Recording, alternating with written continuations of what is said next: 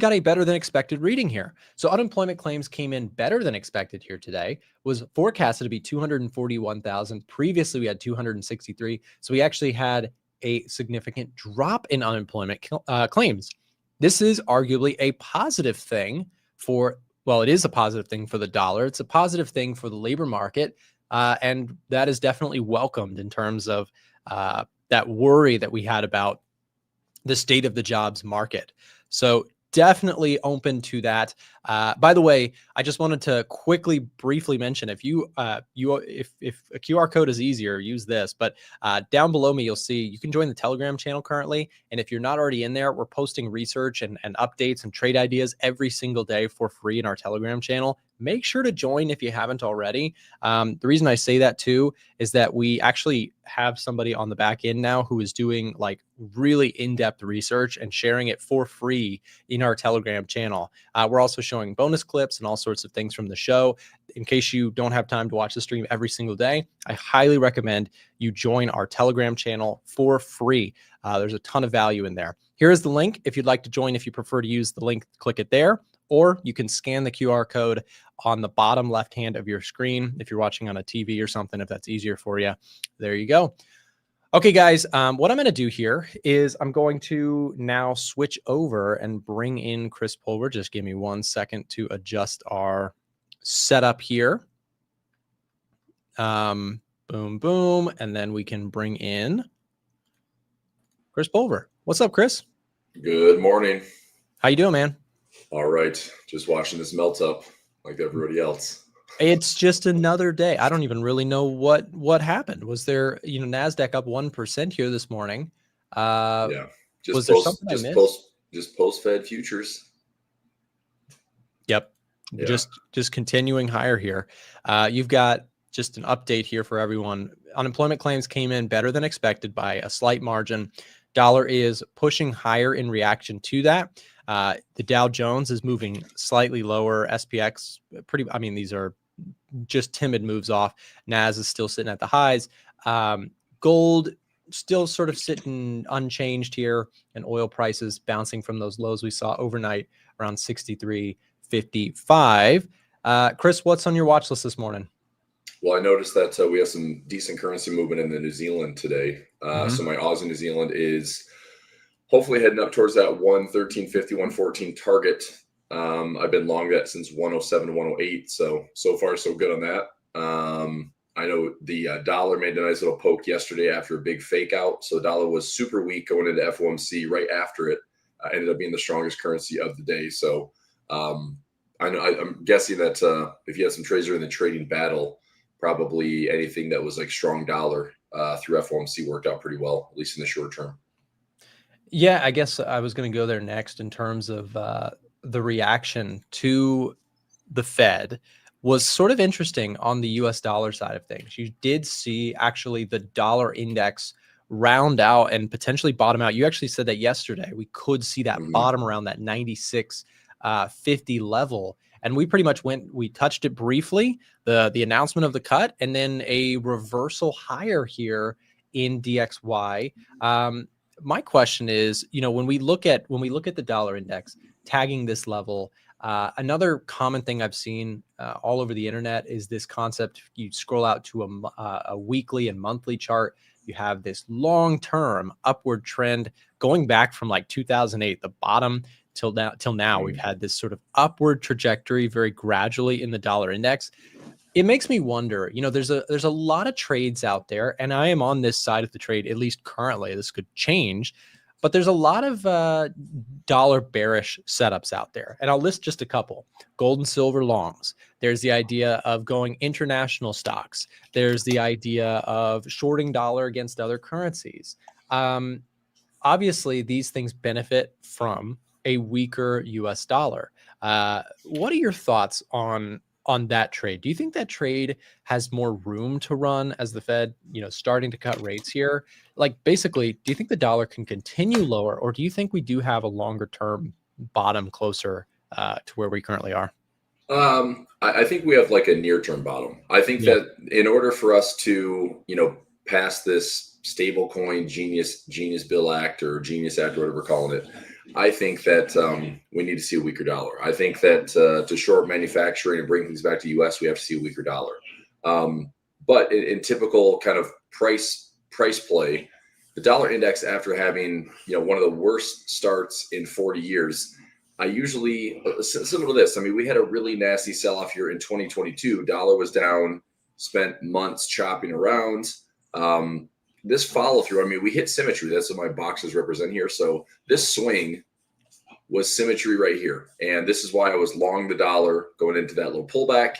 I think at the very least, we just kind of have like a flat pattern. So something like this where the market is able to test those lows, not break them, pull back to some type of range where, this was a previous range. And I think we have another range here. And if we break higher, there's your stronger dollar. If we break lower, there's your secular bear market. That's a continued push towards dollar weakness, which would be gold does well, Bitcoin does well, knowing that the dollar is going to get weaker in order to help, basically help the global economy. For everything in weaker dollars is good.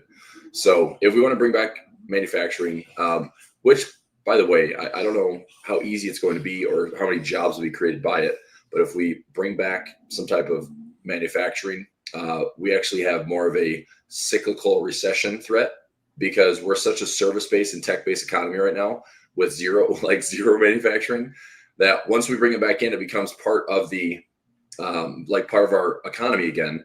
It means that once we have supply and demand slowdowns, it's going to be felt more often in the stock market. So I don't know. It's just things for the future to think about. But I think short term, dollar strength, medium to longer term, I'm still looking at anything at 100, 101, 102, looking to fade the dollar.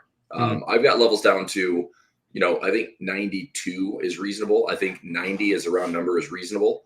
But obviously I'd like to see a price can fill, 100 to 102 area first, before we end up getting a bigger rundown.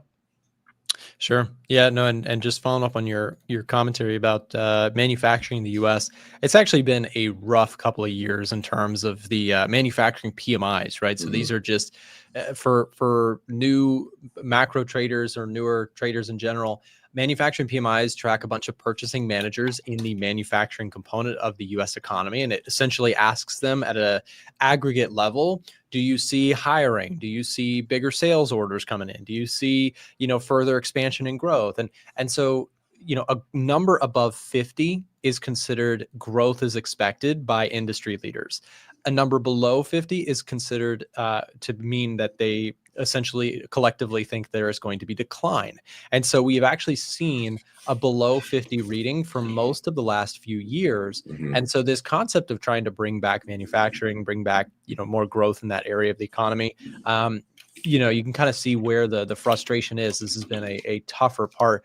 And then we contrast that to what you pointed out, Chris, about services, right? The U.S. economy is very service centric. Services above 50 for the last few years for the primary part of the year or primary amount of time. So you can see that you do have a very service-based economy. Bringing back manufacturing in the United States is a serious effort, and in my opinion, sort of a difficult one, considering this is a very mature economy that is, it's hard to compete on manufacturing with places like Thailand or Brazil, or places where there's just a lot more labor and willingness to do that kind of work at cost, right? So we'll see, but it's an interesting dynamic. And I do think that your point about maybe seeing at least a short-term pause in the dollar, you could go sideways for a little bit with the dollar and just see this thing sort of correct sideways. And same thing for things like gold and silver. You've had these big moves. There's very much a possibility that you get kind of a reload or a pullback on these things, though it's not something I'm trying to time. Stocks, again, they just continue to melt up and up and up. And it can be really confusing on what you're supposed to be doing during these sorts of environments. Like, what do you go out and buy, and how do you spread out and diversify? And one of the biggest worries that I have, Chris, is like, if I'm trying to spread out and buy other things to diversify, the issue is that if you truly get a sell-off, correlation, as they say on Tasty frequently, kind of goes to one, right? Everything sells off together. So right. I don't know. What are your thoughts on that? What do you do? Do you just keep raising cash as the market keeps going higher? Do you just sort of hold on to what you got and just wait patiently? Or do you go buy bonds? Do you go buy foreign stocks? Do you go buy, commodities? Like what do you do in that situation? Yeah, I think commodities, gold, silver, Bitcoin, commodities, probably safe for diversifying because those are also the most typically non-correlated. Mhm. I think what you have to do is hang in there with this melt up. I mean, I'm looking at another all-time high again today for the year, so up to 590. I mean, literally this week it was like 540. Now it's 588. Yep. I mean, it's annoying to me that I'm like tongue in cheek, obviously, but I'm not mad about the melt up. I am frustrated that for one of my smaller accounts, my personal account, I have a lot more like short term risk because I've been taking really mechanical stabs and like I trade this stuff every single day, like zero DTE stuff. This market just doesn't give a crap about going down. And the weird part is, when will it? And we talked about this week. It's like the second half of September is usually bearish. Anyway, back to your question. All you can do is just enjoy this melt up. I don't think it stops. I don't think it goes away. I think that if we have any pullbacks, it's probably a buy the dip. But what you can always do is you can add protection. I mean, a little bit of option trading, adding protection never Yep. hurts. I know on my portfolio, if I wanted to add protection, I look at these accounts individually. My beta weighted delta. Let me change this to yellow. This means, what is my overall correlation to the market? And I try to keep this fairly low. And I typically have like a slight tilt to bullishness because that's what the market is designed to do. Sure. But when I get these numbers higher than I want, and it depends on what strategies I'm deploying.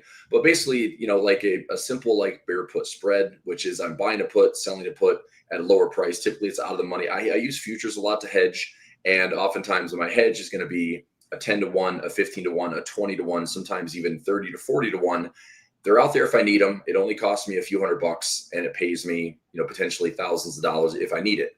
So if I'm I'm not buying these highs, dude. I'm not. I can't convince myself other than selling puts and having price just melt up higher. It's like I'm not adding new trades at these all-time highs just because look, 2024, if you look at the S&P 2024, we had multiple pullbacks.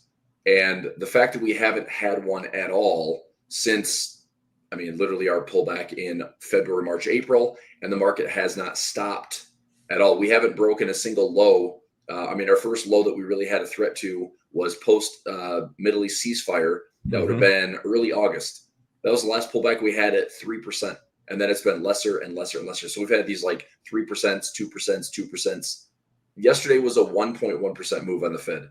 That was it. And now we're up nearly 1% higher with a gap higher. Just futures ripped. I was watching futures all night. And sure enough, it just like came back and tested tested FOMC and off we go to fresh highs. Now, I mentioned a breakout measurement, which is going to be something to watch today. So we're basically breaking the FOMC candle today futures are up like 0.7%, but this measured move would put us up to around 6,700, 6,705 S&P. So I think going into today's trading, you can see a pretty big liquidity level, gamma level at 6,650. We're already opening up around the futures high around 0.67. So this is something that what's been annoying to me is still wanting to short this market just in the short term. And I'm doing that by just trying to stay out of the way. So again, going back to your question, you got to have protection on your portfolio. I think that it's silly to be 100% invested right now, unless you are at least having a decent stake in gold and silver and something that's non-equities. One thing that is a little high and concentrated is household exposure to equities is as high as it's ever been. Like household exposure is like 60% equities. And I think that in the background, there are things that are moving away from equities. What I'm reading reports wise is institutions are like fading equity positions and adding more gold exposure. So there is like an interesting rotation going on that equities is almost like a lower volume melt up because there's less participation.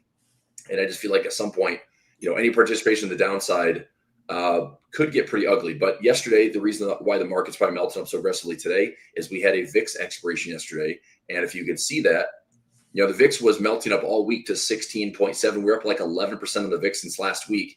And then after the expiration, it's like all risk is gone. Yeah. All risk is gone, and it's down back to 14 sub 15. And it's just a VIX reset. And now we have a major expiration on Friday. Yeah, it's an interesting time. I mean, we've gone through this cycle just together on our streams for quite some time, where you see these high volatility, low volatility, and it always sort of feels. I feel that there's a lot more like actionable things to be doing when you do get big spikes in volatility, right? You can roll down and out, sell put positions. If you're an options person, you can kind of like collect premium on that. When VIX is really low and stock market just continues to melt up, we've had this conversation many times. There's a couple things that we've talked about in terms of strategically, what do you do in this environment? Because, for listeners, obviously, if you are somebody who is, if you have significant equities positions, if you're long indices, if you're long some of the cryptos that have been doing really well, like sit back and let the thing run. But the thing you have to be careful about is that when you get these sorts of environments, when they change directions, it is very sudden. It's very hard to sort of once, as you're mentioning, Chris, like if you want to hedge, you have to hedge before the big change. You can't hedge afterwards, right? Like that the price gets very expensive to hedge afterwards. The couple things you can do: you can raise cash. That's personally how I like to do it. I like to, as you continue to melt up higher, just be very selective in what you keep in the portfolio and ask yourself every day, hey, do I want to continue owning this? Do I want to trail up a stop loss on it? Do I want to just take a profit off of it, right? Like think about these things and try not to make the mistake of thinking, this stuff can go on forever, because it does not go forever. But it also can go much longer than any of us think it can. Like we could still see this thing kind of just melt up to 6,800, maybe even 7,000 in the coming months. Who's to know, right? Because that's the thing. These things tend to melt up and keep melting when they are going. But it is painstaking and relies a lot on discipline to not kind of get caught up in the fray. Because if you were to draw that conclusion and say, well, it's definitely going to 7,000, that's where you get yourself in some trouble, because then you start buying calls, you start getting really aggressive. You're like, you know what, this thing has to keep going. And that's the moment where you do get a reset. And for patient people, you can do really well being patient and being ready for the reload. But for impatient people, they will lose a lot of money. It's the old expression said a million times all over the internet that Warren Buffett said: the stock market, or just markets in general, is essentially a mechanism for transferring wealth from the impatient people to the patient people. It's a really important lesson. Nick, will you pull up the AAII print from yesterday? I think that's one thing that's interesting is we still have a reasonable bearish reading, but the neutral is essentially nothing. And we have one of the biggest bullish readings that we've had in the last month. So having that bullish print at 41.7, that is a big jump, because last week it was 28, the week before 32, the week before 34. So there's a big jump in the bulls that kind of neutralizes the center. And so we still have, that's a bit of a pullback in bears. So 49.5 down to 42.4 on the bears. 41.7 is a big jump by the bulls. So, you and I talked about this week. Seeing that sentiment finally start to jump on the bullish bandwagon, I think also smells like a little bit of a top coming sooner than later, because now it's like, okay, you finally melted up enough. You got through the Fed. You convinced all these people to look at participating in the markets at all-time highs after a 37, 38, 39% rally since the bottom in April. It's just classic terrible timing by most traders. It's like, well, I guess now 40% later, I'll start participating in the all-time highs versus through this market. Yeah. That's a big jump. And to break that up, what you were saying there, I think is a really important thing for listeners. We're looking at the AAII Investor Sentiment Survey. This is a weekly reported survey that shows what individual investors think about the stock market. Now, I know not everybody here trades indices or stocks, but understand that this is a good barometer of risk on versus risk off sentiment across all markets. And what you pointed out, Chris, I thought was really worth mentioning is that bears declined, right? So there's slightly less bearishness. Then there was also a jump in bullishness, Big but jump. really where this jump in bullishness also came from was from the neutral camp, as you pointed out, dropping down. So people who were on the fence started leaning in bullish. Yep. So we have some capitulation. We can also see this. We built some cool charts around this. Bullish sentiment versus bearish sentiment specifically drawn out over time. And what you can see here is that bullish sentiment had been on the decline up until the last jump here that we did see. So we did get a substantial jump in bullishness and a modest decline in bearishness. So just worth mentioning that the bullishness came from neutral people who jumped into the bull camp. Yeah, and I think better late than never. after literally a 40% recovery rally, we're talking about now we're convincing people that it's probably good to be long equities, and I think that's a good opportunity for shakeout. I mean, the probability of getting up to 7,000. Sure, it's probably higher than before, but I still think that the near-term risk is probably more to the downside than is the upside. The upside, as we typically see, is slow, drifty, melt up. In fact, I mean, last Friday was a nothing burger. Monday, Tuesday, even all of yesterday until we had FOMC was a nothing burger. Nothing was happening. Markets today, like gapping higher. I mean, futures was up about 0.8% this morning. Now it's 0.6. And not that matters. It's like we're clearly going to gap higher today. And question is there follow through? Are we gapping higher, still pushing higher? Are we gapping higher? Are we going to have a bit of a, is this like that kind of capitulation blow off type move? I will say this, Nick, based on where we gap today, we could be reading, I'm going to go ahead and judge this on the SPY, but if we go to gap higher, last time we got this high above the 50-day moving average, that was about 207 or 27 points. We're looking at about the same thing. That's 250. We're at that same level where I just think the market, gets a little bit of a pullback towards this magnetic 50-day. It did it here July to August. It did it here shortly after. Here again, 250 to 275 points, 300 points is like very extreme. So if we get to 300 plus points above the 50-day, again, for me in the short term, I'm probably calling a bit of a top. I'm selling some bear call spreads, trying to grab some income there. But it's like, please hit something. Just make sure that I'm not taking crazy pills and that the market can have some semblance of a technical pullback. I didn't get a chance to show this earlier, but the fact that we had a 5% pullback last year and then a 10% pullback last year and another 3 to 5% correction and another 3 to 5% correction and a 6 to 8% correction, the market still went higher. But I mean, it's like what I wouldn't give to have a pullback that we can actually position for instead of watching this minus, it's like a 1% pullback, a sideways day, and then it just gaps higher. I'm like, this is really frustrating to want to buy the dip and not be given the opportunity to buy the dip. It is. It's almost comical, Chris, because the thing is, what this reminds me of is 2017, where if you remember 2017, some listeners may have been trading, but I know Chris and I were, and during 2017, it was one of the most mind-numbing, low volatility years. We had you want to talk about, like, let me just show this really quick. Every month was positive. In the 2017, you practically shouldn't have been trading. Like, there's no point in trading. You should have just been sitting. I mean, this is hindsight, right? Looking in the windshield or the rear view mirror. Like, there was nothing to trade. Like, as traders, we like pullbacks, right? Pullbacks give us opportunity to rebalance, to restructure, to reallocate, to redistribute. The traders thrive off of a little bit of volatility.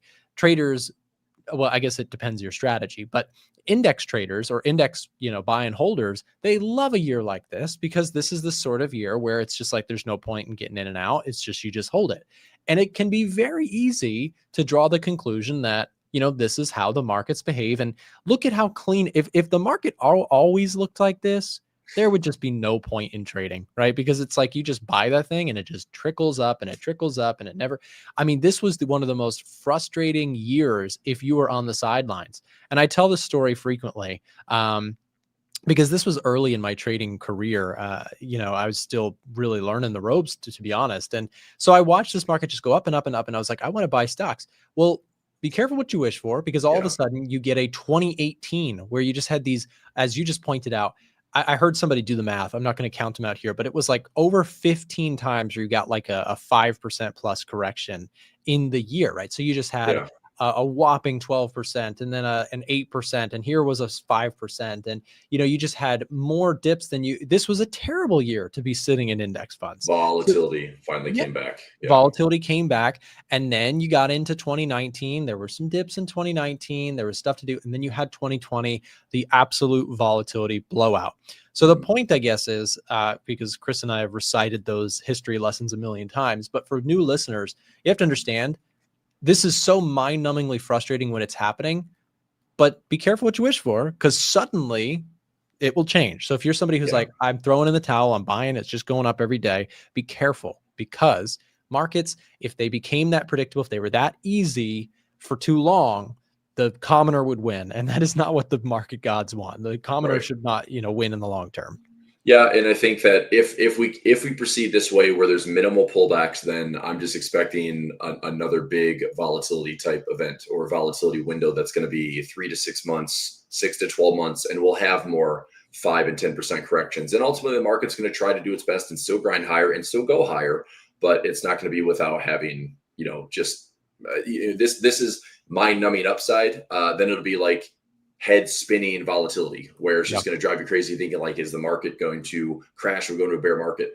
I don't think that, I mean, if you think about the mechanisms in the markets right now, it's like we've done everything in our power to avoid ever having a recession ever again.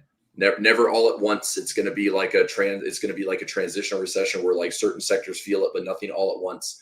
And this, obviously, this is even beyond COVID. If you look at 2020's price action, COVID at least pulled back and got back to all-time highs and stalled for like 8 to 10%. This is even different. This ripped up through all-time highs, and the only pullback we saw that was even meaningful was that July 31st to August 1st. That was it, dude. And this market has been, I've been looking at, okay, is this a rising wedge? Is this a 3-drive pattern? What's going to be like my top? It hasn't rolled over yet, and we haven't broken lows yet. So I sit here with a rising wedge look at it's like we're at the top of the wedge, and this comes from straight up pattern trading in currency land. But until we break the right side of the wedge, if you can see my yellow lines here, until we break the right side of the wedge or until we take out a low, this market's not interested in going lower. So that's ultimately what it comes back to, is like price will tell us when it's time to roll over, and maybe it looks something like this. Maybe price is going to, hit this high, stall up here, break some support, break some floors, and now we're in some open space to have a correction back down to where this wedge started. But that's probably about it. I mean, if we flush down to, there was a huge level this week at 6,500, which was a massive JPM collar trade that, dealers and flows are pretty much running towards or using as resistance. And it stuck there for a couple of weeks. But as soon as we drifted higher, it became less and less significant. And once we got through the VIX expiration yesterday, here we are back up to all-time highs with a gap higher today. We do have I think it's a record-breaking OPEX on Friday that's going to be triple witching. Yep. So you have all your expirations coming on Friday. It doesn't really mean anything. I still am curious how the back half of September plays out. But I think I might have some poor timing on a couple of my short-term trades. I have a 66.40 on Friday that I'd like to see price stay below. But it's right in the thick of things. And if we, hit 67 by Friday, I'm kind of toast on that trade. But I've got 67s and 67.50s. And, I've just been taking bites at these highs to see like, all right, can this market stop going up for a second? With that trade, Chris, would you roll it out? Would you give it more time? No, because I'm just let it. I mean, of course, I'd like to give more time. I'll see what it looks like. If I roll it, I'll give it more time, meaning like maybe go out 30 days. But I'm probably gonna have to roll that to go higher. Or if I roll it out to the end of the month, maybe, because I did take it for a credit. It's a broken wing butterfly, which is essentially like a big bear call spread with a bit of a profit trap. If I roll it out to the end of the month and keep the strikes the same, I might be able to roll it for a credit. But if I'm rolling it for a debit or rolling it for a deeper hole that I'm digging, it's just not worth it. It's not worth the roll if I'm going to roll it for a deeper loss. Sure. So I might just accept it for what it is. Maybe I get lucky. Maybe we're back down to like 66 by Friday. Maybe we're honestly, as long as I'm below 66.40, I survive that trade. And there is a profit trap in there for $500. So we'll see. But that's really the only one that's threatened, because by the end of the month, as long as we're below like 67.50 or 68, I'll survive the end of the month with probably, $1,000 worth of profit. So we'll see. But today is annoying to say the least. And I'm watching this like futures is fading. a little bit. Doesn't look like much, but at least on the smaller time frame, we have been melting up all morning. And so just look at, here's the FOMC noise from yesterday, and we've melted up. We're pulling back into like the highs. So I want to see how this price action plays out on futures, because if we go high from FOMC, low from FOMC, and this just melted up and gave it back, what happens today? Are we going to bounce here and go higher? Are we going to give it back? And this is just that little melt off top, and we're coming back in where, way to go FOMC, you made a new high, but the market couldn't hang on to it. So I think that's price action to watch. Yeah. And I'm going to go ahead and throw my 2 cents on that one, is that I do think that the S&P 500 is, in my opinion, is more due to roll over. You mentioned it earlier too, the risk to the downside. I would agree with that. I think that you look at indices, you look at risk assets. Yes, you're getting rate cuts, but you're also getting acknowledgement from the Fed that, and I'm a macro guy, so my macro basis tells me you're also getting observations from the Fed that there's severe, risk to the labor market. Calling it a risk management cut, to me, it's just not an environment where you want to just go run with your tail between your legs buying stocks in Bitcoin, because again, we may, most of the time, when you have a huge market sell-off, it coincides with jobs market data weakening. And so you have to be careful with that. So Chris, we're out of time here. Before you and I get out of here, let me just mention to viewers that if you're interested in getting access to the trade alerts being shared by myself and Chris Pulver, you can explore our website, a1trading.com. You can also find specifically Chris Pulver's trade alerts within our group by navigating to the Pulver Alerts service. Also, if you have questions, if you're an existing member and want to add Chris Pulver's trade alerts to your roster, you can do so for significant discounts using the link that's just been dropped in the chat to speak to our support team. Just let them know you're watching the show and that you want to get access to Chris Pulver's signals, and they will add that to your existing. I know we got a lot of members who watch these streams. Chris, we're out of time. Thanks for hanging out with me, and we'll see you back on the next one, man. Sounds good. Thanks, Nick. See everybody. All right. See you guys.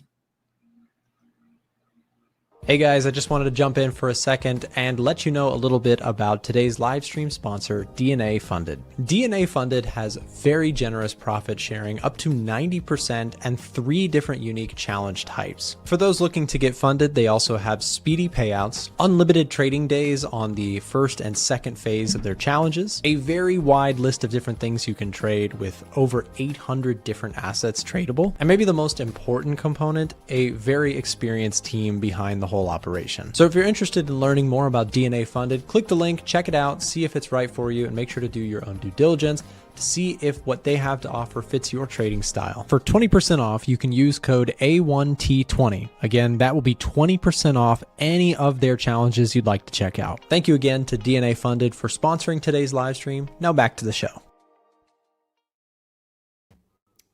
Okay, what's up, people? Hope everyone is well. Glad to be back. Interesting markets to go through.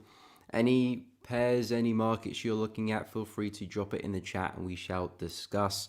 Personally, it's been interesting. I was in some longs and pound USD, which I just got trailed out of, and I'm a little bit disappointed, if you will, in that position.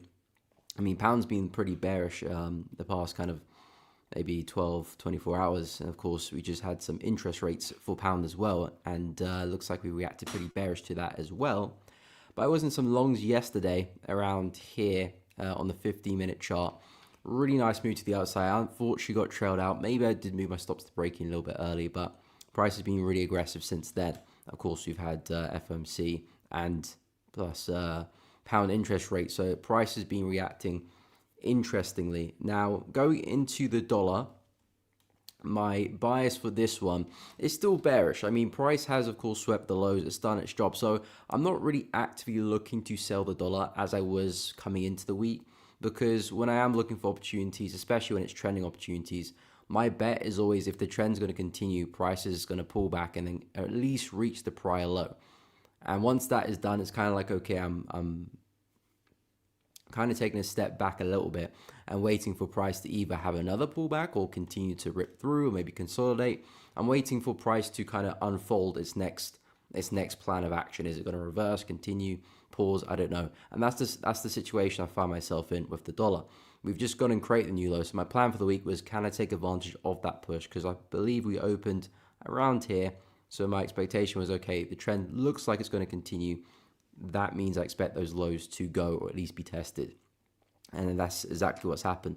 So is this potentially a reversal? Is this potentially a double bottom? It's way too early for me to justify that at this moment in time. It could be, but in terms of probability, if I'm looking for a good probability opportunity, I don't really have that to the upside just yet. I need to see a lot more strength for me to be convinced that, okay, this is potentially a bottom, because all year, we started the year, Jan 2025, up there. All year we've been falling. This could be the bottom for the year potentially, or at least for a period of time. And maybe price does reverse, but like I said, it's too early to say. And in terms of the shorts, I think shorts are still a good play, but be careful, because of course, price has just shown us we're having a bit of trouble at the lows. So even coming back to structure here is a nice place to short. There was a nice short this morning intraday. Nice reaction at the high, nice push down. Hasn't really got going yet. Looks like dollar strength has kicked in this afternoon, especially with the news that's just come into play. So USD strength is here, but to what degree, I just think it's a bit too early to say if this is going to be a reversal or potentially price is going to put another lower high in. If you look at the 4-hour chart, look how consistent we have been with these lower highs over the past few weeks.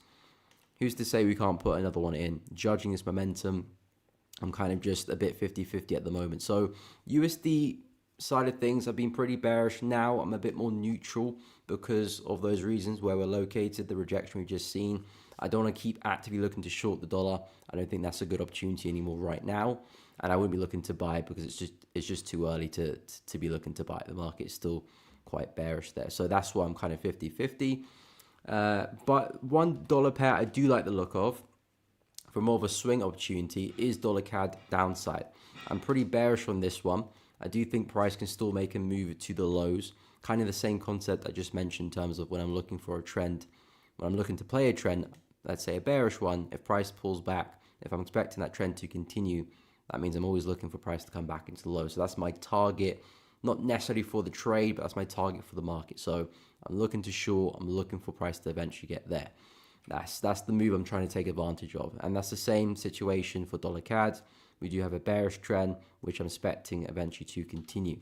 But at the moment, it's just a bit of an awkward place for me to sell the market because we've just come from a really aggressive support level. As you can see here, really aggressive, 1, 2, and 3 again. So I'm not going to actively try to short into that. I'd rather either price pull away, potentially give me another lower high like we did 1, 2. Oh, that's a big circle. 1, 2, and 3. So something like that could look good. Probably a few days, maybe a week or two away from that forming. So I've got to be patient for that.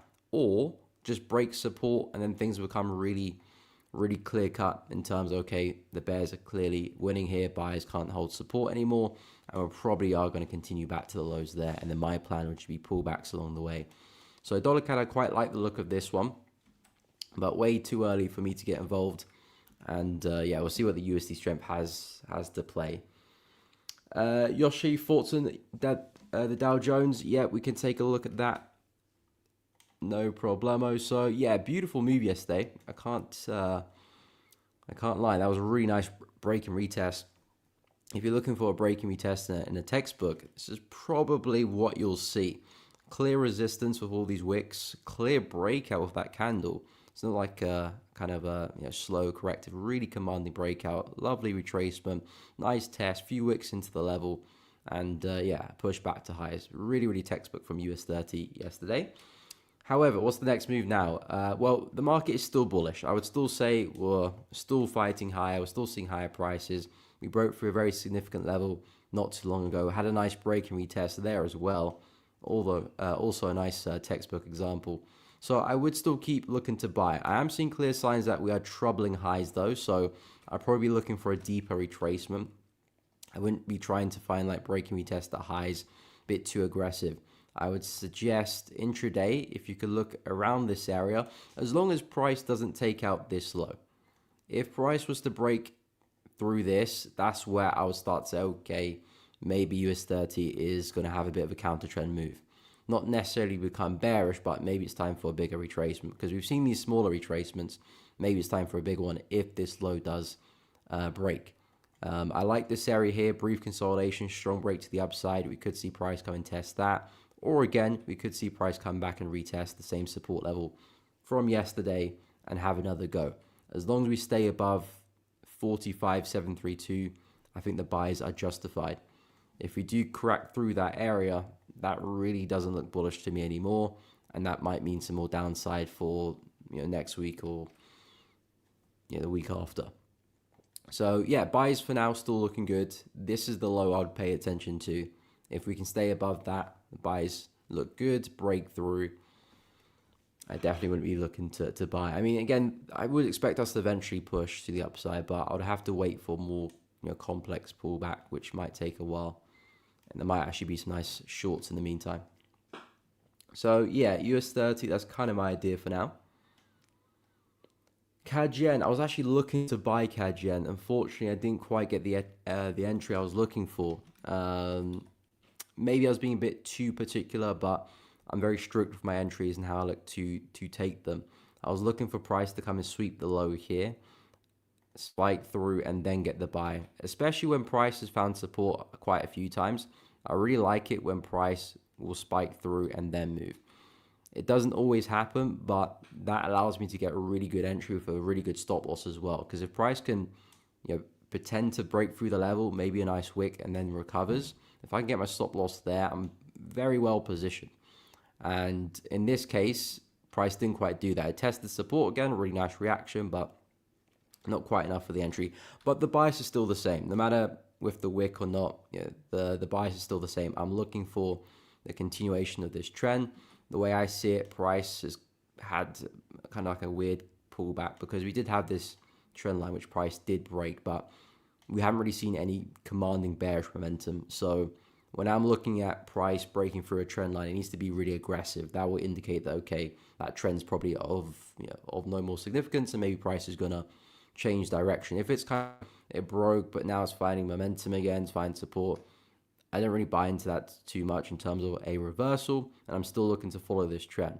And this is still the low which gave us the high. So technically speaking, on the basis of market structure, we're still bullish. So the way I see it, CAD Yen's had another pullback. It's found support here. We're seeing some really aggressive momentum. I do think we'll probably see price make a move back to resistance. In terms of actually buying CAD Yen, that's where it gets a bit tricky. It depends on the time frame you're looking at. We are coming into resistance here.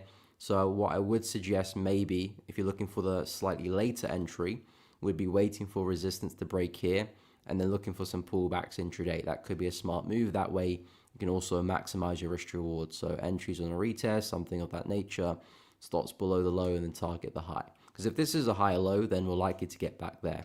And especially if price breaks resistance, then we're very likely to get back there. In terms of buying now, it's a bit awkward because, like I said, we're in that range. So if you're going to buy in a range, there's only two places you're looking to buy. It's the low or if it breaks out. Anywhere else is just a little bit not optimal, especially when we're in the middle. That's where all the noise or the fluctuation is. I would try my best to avoid trading in the middle of the range. Even if there's a good setup, it's probably not the best conditions for it. So we're seeing a lot of strength, which is great. I would wait for the breakout and then longs after, or if we do miraculously come back down to lows, that's great as well. We could probably find some buys there too. But yeah, I do expect a lot more upside for CAD Yen now. I'm pretty bullish on the yen pairs. Yen is looking pretty weak still. If I have a quick look at the yen basket, then I'll go for another request. If I quickly take a look at the yen basket, yeah, yen basket is not doing too well here. And this is the yen basically against a lot of other major currencies. So CAD, Aussie, pound, euro, dollar. And if this is trending down, that means yen is particularly weak. And then you should be seeing the yen crosses push up. And that is the case right now. And I'm looking at this low here.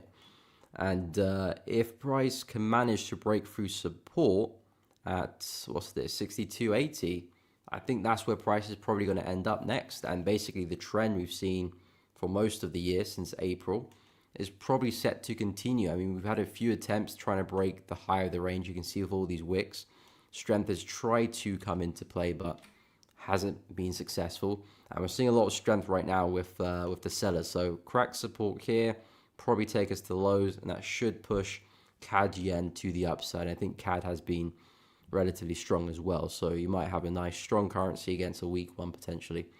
But yeah, not looking too good for the yen at the moment. Euro CAD, is that US CAD as well? I mean, in terms of some of the CAD pairs, I mean, CAD is a little bit strong at the moment, in terms of like the past maybe 24 hours ish. But in general, dollar CAD, I'm pretty bearish. I'm pretty bearish on dollar CAD. I do see more downside for this one, but I wouldn't say the chart is ready to be sold. We are still respecting support, which is not really what you want to see. As a seller, if I can see price breaking through that, then I think there's opportunities. In terms of EuroCAD, I'm actually looking for this to form a top soon. I do think the trend has been phenomenal, but I do see this running out a bit of juice. We've taken out some highs on the monthly chart, which we haven't done in a very, very long time. This dates back to 2018. More so resistance in this area. We have just gone and punctured that. And I do think price is a bit extended. We've taken out some major highs. I think naturally we could see just a bit of downside here. I'm not necessarily saying price is going to reverse completely. Maybe the market's still going to trend higher.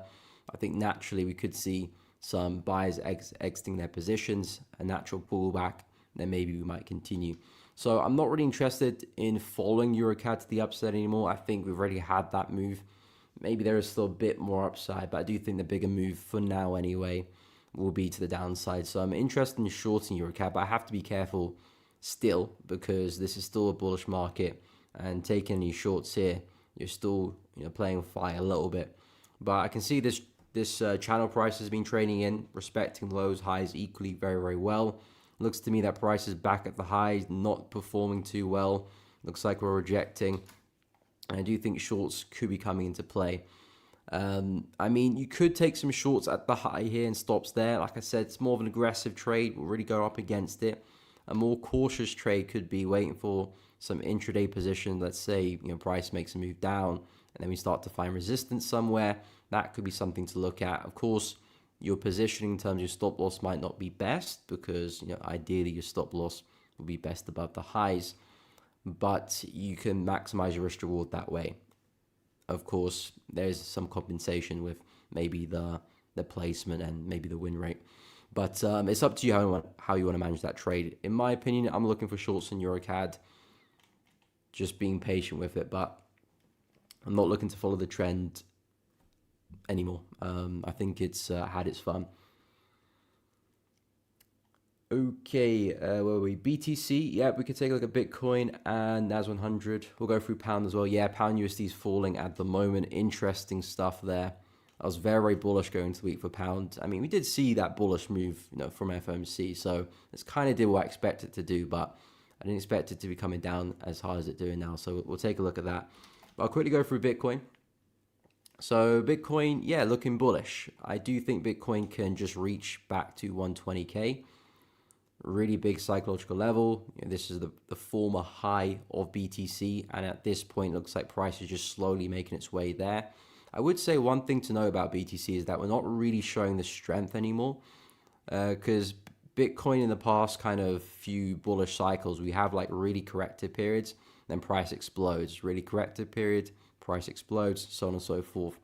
Now we've had a bit of a corrective period, price is not really exploding. Now that could pick up in the next few days, but if we stay very slow, might just respect the highs again. So I'm not as, I mean, Bitcoin's still very bullish. I'm not saying short the highs at all, but I would say keep a close eye at 120. Unless we start to see that impactful momentum, maybe we do reject again. In terms of the lower time frames, though, I would just be looking to buy. Coming into the week, I mentioned this area. I said this looks like a really nice place for a buy. Price was kind of very sideways, very choppy. We saw some strength here on a breakout. Naturally, coming back to retest that would make sense for a long. Unfortunately, didn't quite see that happen. The market pulled back, but just not buy enough, essentially, or at least to my standards anyway. Now I've seen some strength again. I would still say we'll look quite choppy here. So I would suggest maybe another strong push and then maybe another pullback after. Although we are running out a bit of room, 120K is just above our head. So BTC, I would still like that bigger pullback if we were to do that. If not, you might want to scale lower and take advantage of some more minor pullbacks and ride that higher. But as soon as we get to 120K, I would be a bit cautious there. You can see how prices reacted on 2 prior occasions, really aggressive reactions there. So 120 is definitely a place to watch. And of course, if we can break through that, happy days, we should see BTC trending well again. Maybe 130 is the next stop. As for pound, so yeah, this is pound. So pound, my target this week was a push back to resistance, which we did that. We wicked into that, and of course, price has had a really nasty rejection. It's going to be interesting to see how this weekly candle does close, because you can see for the past 1, 2, 3, 4, 5 weeks, price has been really struggling at resistance here. And then we saw this really big move. I thought price is just going to continue and probably break highs and so on and so forth. But looks like potentially for 6 weeks we're struggling to break this high. Of course, it is still Thursday. We could still recover that. But if that's the case, then we could see the next week, so week 7, us continue that back into support again. And there might be some really nice shorts next week. But I'll wait for that weekly candle to close. So I'll investigate that again on the weekend. But dropping to the lower time frames, the key resistance, the key level where my focus lies is this level, which is the same level I was referring to on the weekly candles.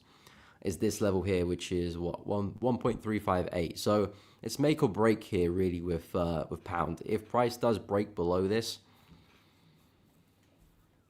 I'm trying to see if price does break. It depends how we break, because I'm still looking at this structure in terms of low, high, low, high.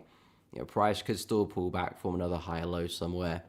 We've got a nice makeshift trend line here, and we could still trend higher. But would I be looking to trade that personally? No, I wouldn't be convinced. The plan really was for price to break this and stay above it. If it does come back down, it does put me off the buys. And if anything, there could be some nice shorts at play on the retest of this level. Let's say if we do break below really aggressively, this becomes resistance again, and that becomes a nice short. I wouldn't necessarily be banking on a complete reversal. I think it's a little bit too early to suggest that if pound's going to top out here and completely reverse. Way too early. Don't have enough information to decide that.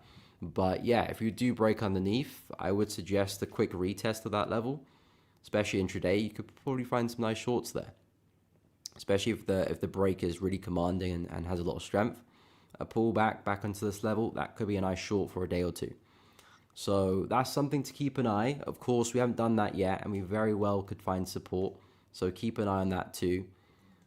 But that's really where the focus is for pound. But yeah, you're right. Pound USD looking really weak right now. Of course, DXY strength's having its say. I think that is probably the orchestrator, but I think pound is also pretty weak at the moment right now. But DXY is going to have its say in things. Okay, I'll go through silver. Hey, thank you, appreciate it. I'm glad you're enjoying it. Okay, I'll quickly go through NAS first, and then I'll go through silver, because I did say I was going to go through NAS, but I forgot. Anyway, let's get to it. So NAS 100 looking really bullish. Yeah. The thing is, with price now, it's not like I want to do anything really. It's because we just made the new high, so I wouldn't really try to force anything right now. I wouldn't try to force some buys right now. I think we're quite stretched. I do think we're probably due a bit of a pullback. If I drop to like an intraday chart, I mean, this is not bad. This is not bad for a buy. I like it because we had a brief pause, price ripped to the upside. But I would suggest, let me go to the 5-minute chart. I would suggest maybe, because this was a really aggressive move down, maybe if you push up a little bit, push down again, and then that could end up being a nice buy. I never really want to be the first person into the move, especially after such an aggressive move down. I like it when maybe we push up a little bit, come back down, and then I time my entries there. I kind of like the psychology around it. Getting in straight away leaves me a bit vulnerable. At least that's how I look at it. So, yeah, I mean, intraday, I mean, this is literally the 5-minute chart. I don't really trade the 5-minute chart, but I would drop right down if I'm looking for buys, just because I'm not a big believer in, continuously buying at highs. I like to buy dips. If market is bullish, great. I'd rather, price runs out of steam, pulls back, and then I try and find the next low for the next move. Right now, we had the low, prices just rip highs, so I don't really want to be buying here. I'd rather price fizzles out, and then we can talk about the next buy there. So because of that, I would scale right down and just take advantage of some small intraday position, almost scalping. That would make sense to me. But from a 4-hour perspective, I wouldn't mind a bigger pullback to come back and retest some of these highs here. That would be a nice idea, but that's probably still a few days away. Okay, silver, I'll take a look at. Gold 1 to 2 short. We can take a look at gold as well. So silver, silver's having a bit of trouble. I like this range here. Price had a lovely consolidation, spat out some nice momentum, and it looks like we've come back for the retest. Now I did analyze this morning on my channel, and I mentioned that although it looks like we're finding support here, we're not really seeing significant momentum. It's not like price is starting to break away. So I did mention in terms of looking for a good buy in silver, either wait for price to come back into lows and then try and pick another low, just repeat what price has been doing, or wait for us to clear resistance. So basically wait for momentum to re-enter the market and then look for pullbacks of that. Now that would be something interesting because now we're getting already signs that silver's picking up strength. Buyers are coming back into the market. Resistance is not holding. Now there's a good likelihood we do make a way back to the highs. So the pullbacks after will make sense, and you probably want to drop to like a 50-minute chart to take advantage of that. But I am pretty bullish on silver. The only way, I was about to say the only way I'd be bearish if we take out that area, but I wouldn't even be bearish if that happens. I would be bearish if maybe we take out this low. I'm pretty confident in the silver long bias right now. And actually, I wouldn't mind if we do have a bigger pullback. Silver's been pretty stretched with this move. If silver does decide it wants to have a bigger pullback, that's perfectly fine by me. It probably gives me a good opportunity to get into a nice swing position to take this back up. So yeah, a lot needs to happen for me to be bearish on silver. Of course, there could be some selling opportunities along the way. In terms of my bias of where I expect price to go, the trend is still healthy here. So yeah, I do like the bias with silver. So that's really the play I'm trying to focus on. So yeah, looks like we are finding support here, but lacking some momentum. You could wait for that to go and then look for pullbacks afterwards, or try and pick the lows. Bit more aggressive, but it position yourself well in terms of risk to reward and just having a stop loss in an appropriate place. But yeah, if this doesn't hold, then around 39.6, basically coming back to retest the high here is where the focus will be if this area doesn't hold. And in terms of gold, its partner in crime. So yeah, gold's interesting as well. It looks like it's just in a similar situation to silver in terms of, okay, we've got another consolidation. Again, spat out a lot of momentum there. Price came back to retest it, and I do expect more upside for gold. Gold's a very bullish market. At some point, it's going to have a bigger retracement, of course. Is it now? Maybe. Is it next week? It could be as well. I'm not really in the business to try and predict exactly where the high is because I'm not looking to trade it really. So it's not really too much of my problem. My problem is the buy still looking good? I would suggest the buys are still looking good, especially in this area and the wicks we've had early this morning. But I would say we're in a similar predicament to silver in terms of momentum's kind of fading a little bit. It looks to me that price is kind of trading in this channel, so to speak. And, if we could see the break of that channel, that's where momentum will lie. So I do like gold buys, but I would suggest we do need to stay above this area. If price does end up breaking here, then that could mean we do form a lower high and perhaps trade lower. Maybe it is the start of the bigger pullback. But for now, as long as we stay above this zone, I'd still like the buys. And if you're looking for entries, I would suggest maybe another push to lows and then looking for opportunities there. That way, you can take advantage of a swing back into the high of the channel. Maybe you take advantage of the breakout. And if price doesn't have the breakout, if it does come back down, you can still probably walk away with a nice opportunity there as well. Okay, day trade. Yeah, I mean, for day trade makes sense as well. So you're planning to be out by the end of the day, pretty much.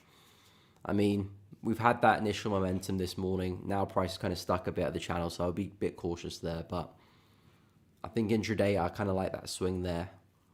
Long term, of course, still very much bullish and still on gold and silver, but I would be cautious with that area. If it does break, I will relax the bullish bias and maybe wait for a deeper retracement. But anyway, guys, it has approached the end of my segment. I do appreciate you guys for listening to myself. I hope you have enjoyed it and found the analysis useful. I will be live again next week on this channel as well, so I do look forward to coming back. But guys, thanks for tuning in. I'm pretty sure my links are there, so you can check me out. But yeah, thank you for having me, and I'll catch you next week.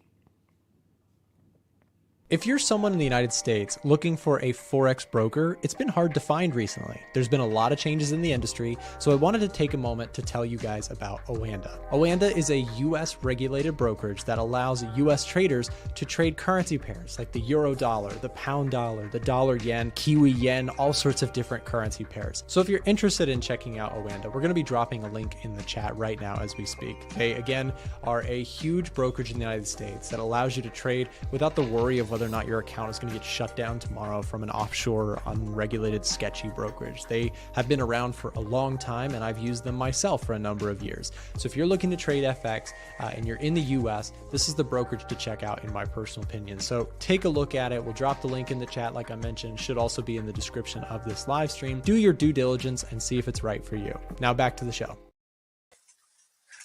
Hello, ladies and gentlemen. How are we doing today on this fine Thursday? Is it Thursday? Yes, Thursday. So we had an eventful day yesterday with the Federal Reserve.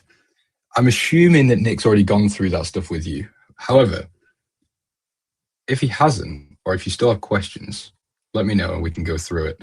Because I've been doing some research on it this morning, going through everything that was said, all the statements and dot plot and the SEP, etc., etc. So well rounded on that side. Anyway, in the meantime, euro dollars at quite an interesting point. So it's coming up to a very similar level that it did last year, around the same time actually. So it was around August, September last year when I was shorting euro dollar. Right at this point, I pretty much called the top, and we saw it go down towards parity. Now, oh, sorry, hold on. I'm looking at the wrong. This is a monthly time. Ignore that. Sorry, monthly time frame. Wrong. I'm talking about the wrong point. I was shorting it here. Anyway, what I was trying to say, euro dollar is coming up to a very, very interesting point on the monthly time frame here. So we are at a 50% retracement, and this is taking the high at 1.4 all the way to the low that we've got down here at 0.95. Now, I'm not going to do anything with this just yet. I think it would be a little bit too early to start trying to call tops on euro dollar. However, it could be a play. So yes, the Fed is going to continue cutting rates. However, it's not going to be an aggressive easing cycle. I don't think we're in a situation where we're going to see the Fed continuously cutting, or cutting 50 basis points. I think it's going to be very gradual. Again, we saw that in the dot plot. We also saw that in the press conference by Powell. So euro dollar is interesting. Again, I'm not doing anything with this yet, but this fib zone is looking quite tasty. We are coming up to 1.2, which has been a big eye for the markets over the past couple of months, really. At this point, we've had the ECB already call out the 1.2 level. We've got a lot of institutions that have been long euro dollar over the past few weeks and months. So that could be a possible taking profit level. And then again, you know, if we do see economics stop supporting a euro dollar short, we could potentially turn our attention to that. But again, in the meantime, it's nothing I'm actually looking to take just yet. The dollar, again, on a contrarian view, could be, well, actually, I guess it's not really contrarian, but we are at a pivotal level on the dollar as well. So we've been talking about this 17-year, is it 17 years? Pretty much, yeah, something like that. 17-year trend line that the dollar's been holding for 17 years. And it's been a big topic of discussion. Can the dollar break below? Or are we going to see some miracle recovery? This could be the recovery that we need to see the dollar start pulling back. Now, again, I keep saying again, I'm saying again because I made a video on this earlier, so it's kind of merging together in my brain. I'm not a huge bull on the dollar right now. I don't think it warrants being, a buyer expecting it to go all the way back up to 110 or 115. But I think the foundations are there for that to possibly happen. So I think we're going to see a large expectation of those rate cuts getting priced out. Again, I think people were expecting a bit more aggression from Powell, which we didn't have. And his tone actually was slightly hawkish, in my opinion. So again, I think the foundations for possible dollar longs are starting to pave out, especially now we've had the lower jobless claims the day after Powell was saying that, well, I'm not going to go through everything he said, but yeah, I think we could be maybe a little bit of a turning point in the markets. Again, it's a little bit early to say that just yet, but I think the possibility is absolutely there. I did take a long on silver this morning. I'm not logged into the broker for some reason. I went long, probably around entry at this point on silver. It's only a 0.01. It's a very small position. It's just to dip my toes in and start building a longer term position if we do start seeing it drop further and correct some of this left side that we had. So yeah, I still think silver is a great long position to take on dips. Not financial advice, but yeah, silver is still in my basket of ideas.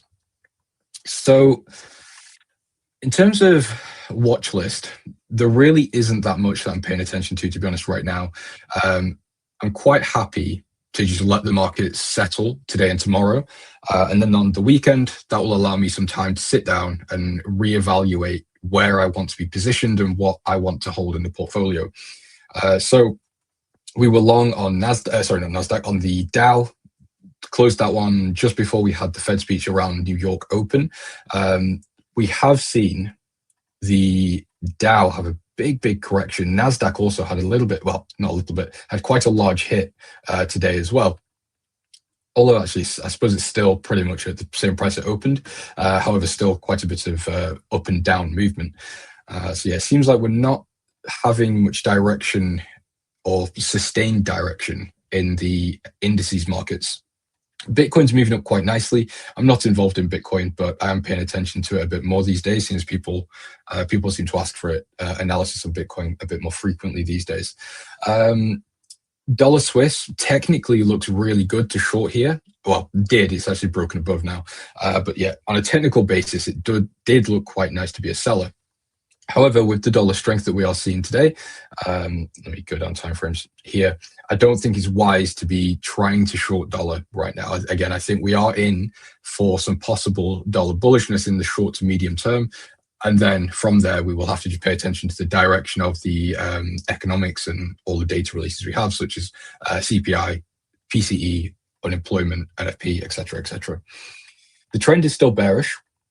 So if we do get something like this, like a nice pullback to 200, and we see a confirmation, maybe a bearish daily candle or a bearish H4 candle, I might attempt something with low risk just to see if we can get something going. But dollar short right now is definitely not a big pick for me like it was earlier this week. I'm still very, very sure that we can see the Canadian dollar run lower. Australian dollar has also been taken off my list of being super, super bullish at the moment. I might go into that on the next stream because I still need to flesh out that idea a bit more. But yeah, Australian dollars more on the sidelines. I've not cleared out the watch list fully yet. So yeah, we'll see. But we are seeing these dollar crosses take a real beating today. Can you use it? Can you use the Edge Finder to check Forex pairs for negative or positive swaps? Absolutely, you can. The Edge Finder is like a Swiss Army knife. Code ELITE for a discount, by the way. Yes, so you need to go to Carry Trade Scanner. It's all the way down at the bottom. It's the fourth one from the bottom, and you'll see it right here. So the way this works, I mean, if you're asking about swaps, I'm sure you know how they work. But for anyone that doesn't, it basically takes the interest rate of both currencies. So as you can see here we've got dollar Swiss. So the base currency rate, so the dollar interest rate is at 4.25. The Swiss interest rate is 0. So you get paid to hold dollar Swiss.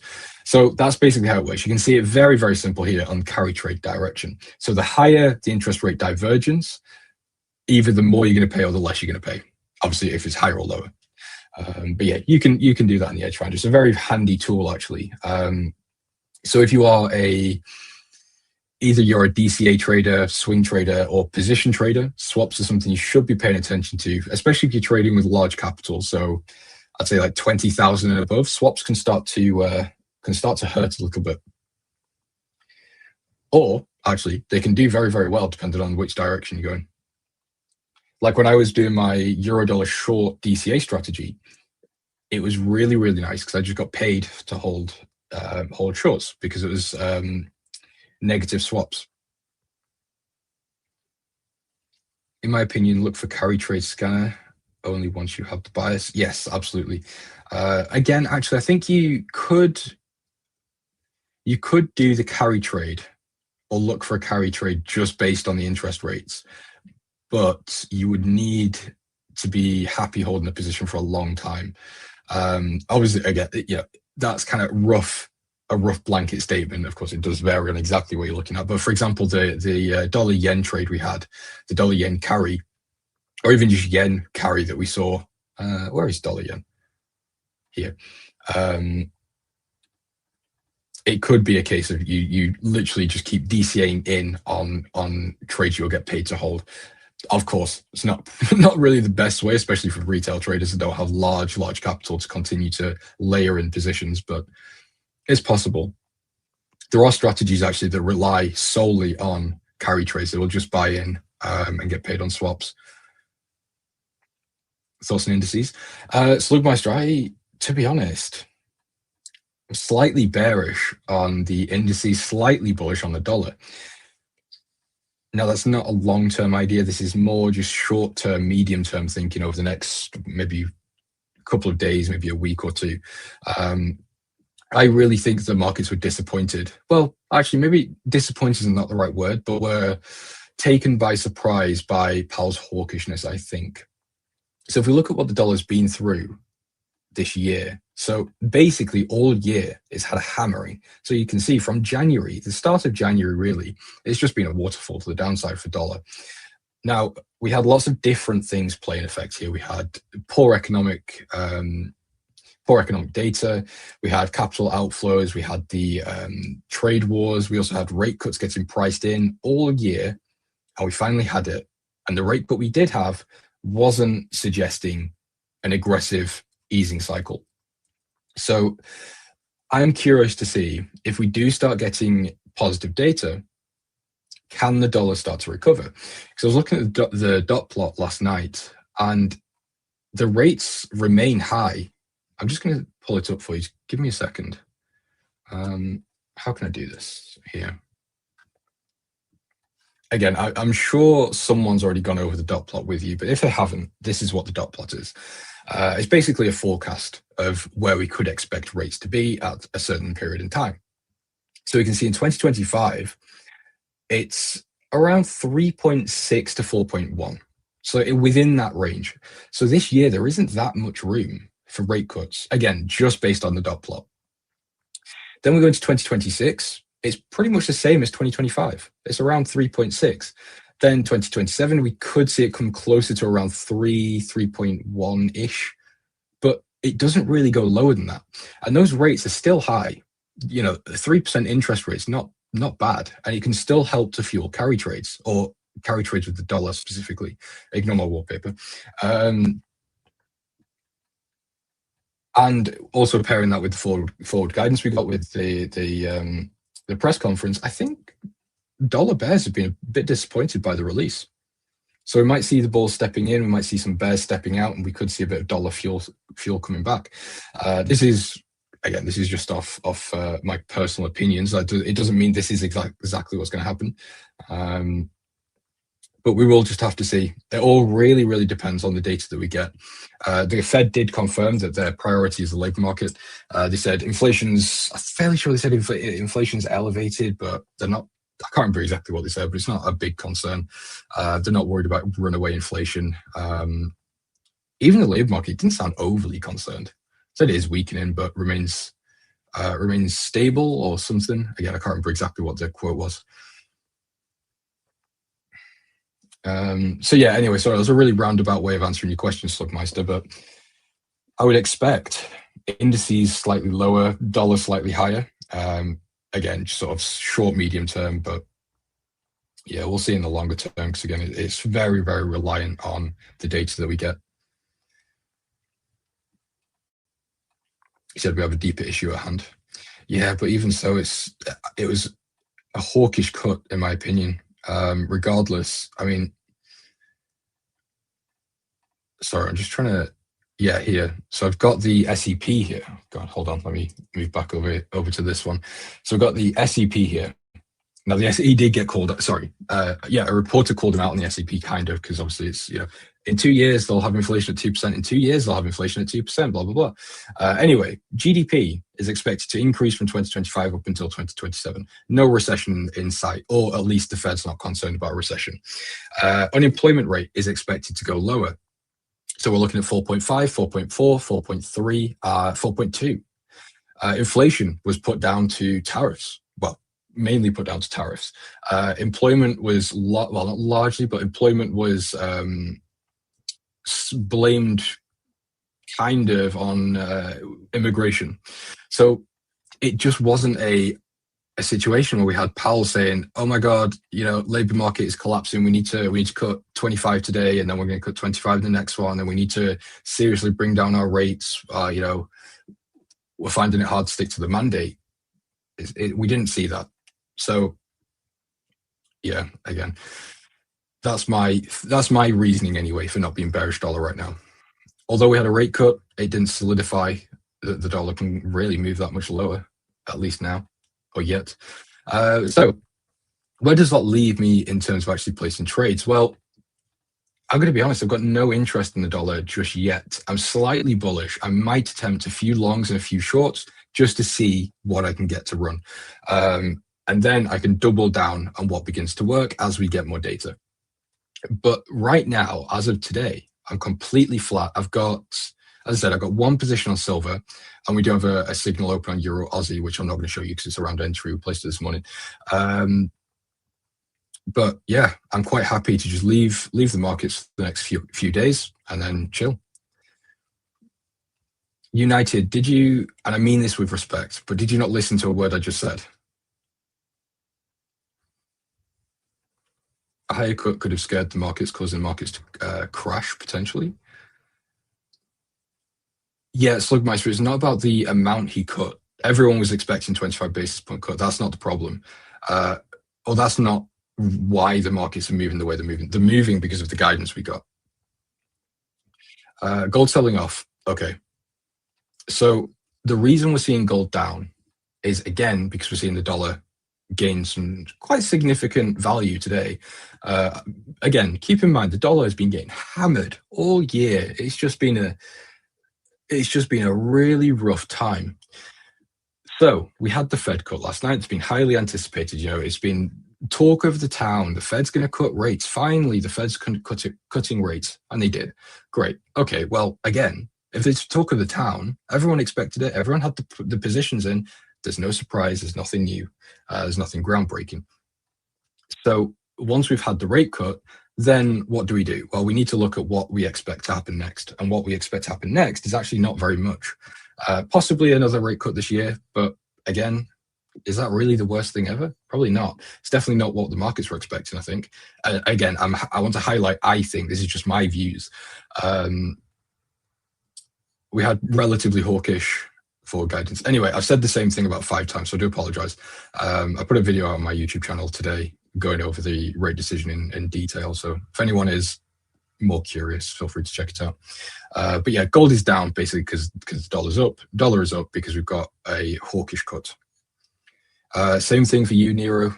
US 30 is down because we had a hawkish cut. Higher rates make it a bit more, well, make it more expensive to be borrowing money, making it harder for companies to expand higher, and credit generally just flows less, which is obviously a negative for stocks. So it's not even just a stock problem or a company problem directly. If you've got consumers that are paying more money to borrow money, they're likely going to borrow less money, meaning they're going to spend less at said companies. So it kind of just depletes optimism within the equities indices markets.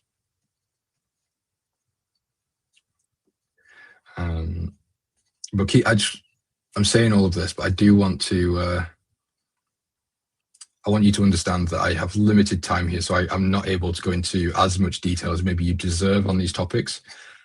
So before you take what I say at face value, I would urge you to go and do your own research on these things. Do you have a level where you'll buy gold and silver? Not really. I'd quite happily buy gold at kind of the next pullback, whether that be, you know, a daily pullback to the previous highs here, and then we see a break and retest pattern. I would attempt that. I would also attempt trying on the H4 if we can pull back to 200. I've got a few different areas in mind for gold. As for silver, I'm just building a position. As I said, I'm probably around entry on my silver position here. I'm not logged into the broker for some reason. My internet cut out just before the stream. Luckily, it came back.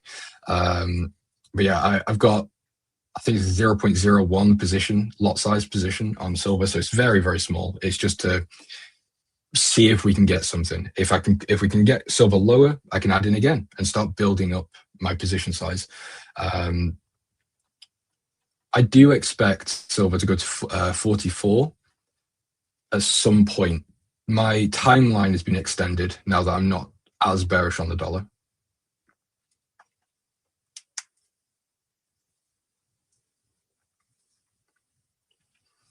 Just called the whole old dump. Good job, Jaden. You think we're in an AI bubble? Yes, I do actually, and that might be opposite to what you hear some people saying, but I think AI is very, very overhyped. I still don't believe we have AI. I don't think AI exists right now. What we have is machine learning.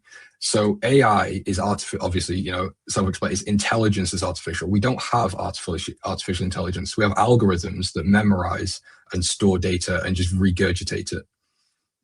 I don't think we have AI. And I think the problem is investors have such a fantasy about AI. They invest in so many different projects. Everything has AI these days. You've got language apps with AI. You've got trading platforms with AI. I'm not saying these things are bad, but I'm just saying it's integrated into everything. And some things it doesn't need to be in. And I think it's one of those things that as it becomes more accessible, it becomes a part of day-to-day life. We might see some sort of correction, if that makes sense. So I don't think we're going to see AI just pop and go to zero. However, I think it's held as this holy grail right now that I don't think it is. I think it's great. Don't get me wrong. I think AI is very, very useful, and it does definitely have a place in our lives, and it always will going forwards. But again, right now, I think it's very primitive, and I think it's not really as good as people say. But again, I don't know stocks. I'm not a stock guy. I've never claimed to be. So again, this is just off my day-to-day life observations and opinions. So if you don't make any trading decisions based on that, don't go short Nvidia because of that. I think if you were taking what I said, trying to short these types of companies, you're probably going to lose a lot of money.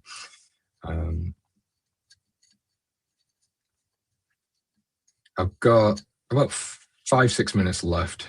I think the macro is now that unemployment rate gave validity to Fed decision on rate and economic outview. Gold was pricing in more than what actually happened. Yes, Jose, yeah, I would say so.